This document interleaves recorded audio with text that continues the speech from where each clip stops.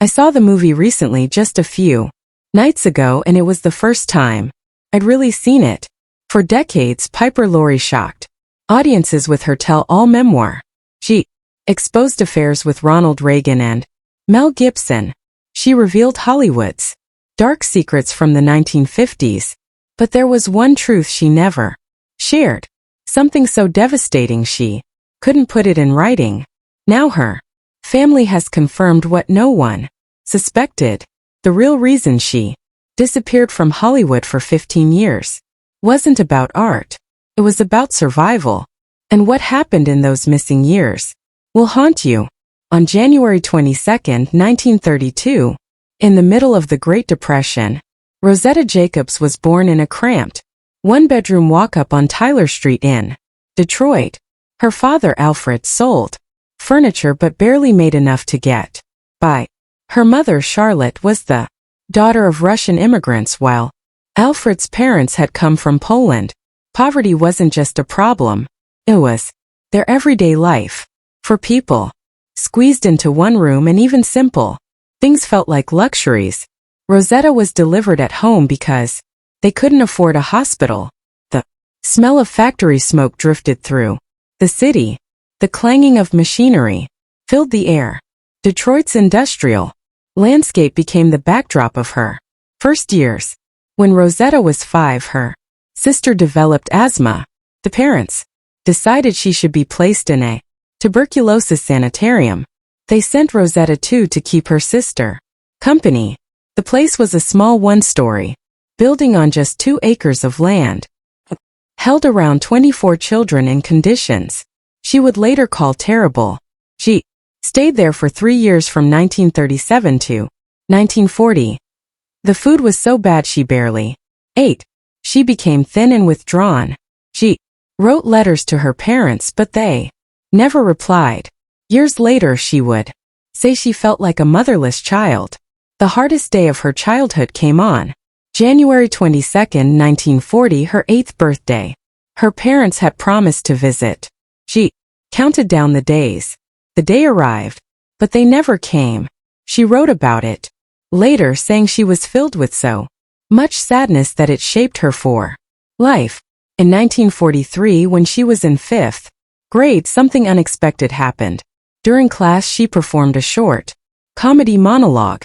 It was supposed to be a small thing, but it lit up the room. The shy, anxious girl who had barely spoken for years suddenly made her classmates laugh. The teacher in the room next door heard about it and brought her own class to watch. For the first time, Rosetta felt like someone. Her classmates wanted more performances. That moment showed her she could turn pain into something beautiful. She would later say her eyes were open that night and had never closed since. Her parents, noticing how shy she still was, signed her up for elocution lessons to help her speak more easily. They had moved to Los Angeles in 1938, and by the mid-1940s she was studying with German actress Hermine Sterler, who taught her to be truthful in every moment. She trained for 3 years at the Actors Lab, where she met other young talents like Tony Curtis. She realized that her concentration and imagination sharpened in those years at the sanitarium were now tools she could use for acting. In 1949, when she was 17, she auditioned at Universal Studios. She came prepared with 3 minutes of material from Tennessee Williams' play This Property Is Condemned, but no one stopped her, so she performed the entire one-act play. An actor watching said it was the best work he had ever seen in that room. Universal offered her a 7-year contract, but they insisted she change her name. Executives worried Rosetta Jacobs sounded too Jewish. They renamed her Laurie. She didn't love her birth name anyway, so she agreed. Though years later she admitted the change seemed ridiculous. Universal's publicity team built a strange image for her. They claimed she kept her skin soft by bathing in milk and ate only flower, petals, orchids, roses, and marigolds. They even staged photos of her eating flowers in the studio commissary. The idea came from a scene in her first film Louisa where marrow petals were tossed into a salad. She played along. For the cameras saying they didn't taste so bad, but privately she hated. She had come to make art, not be a publicity gimmick.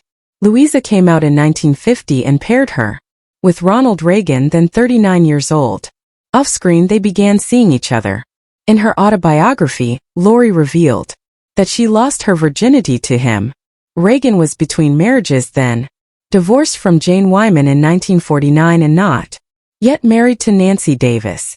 Their relationship was short, but it happened just as Reagan was building his career under a new 5-year 5-picture deal.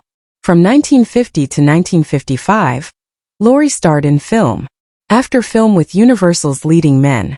She was paired with Tony Curtis in The Prince Who Was a Thief, No Room for the Groom, and Son of Ali Baba. With Rock Hudson she made Has Anybody Seen My Gal? And The Golden Blade. She worked with Donald O'Connor in Francis Goes to the Races and Tyrone Power in The Mississippi Gambler. The studio kept her so busy she sometimes went years without a day off.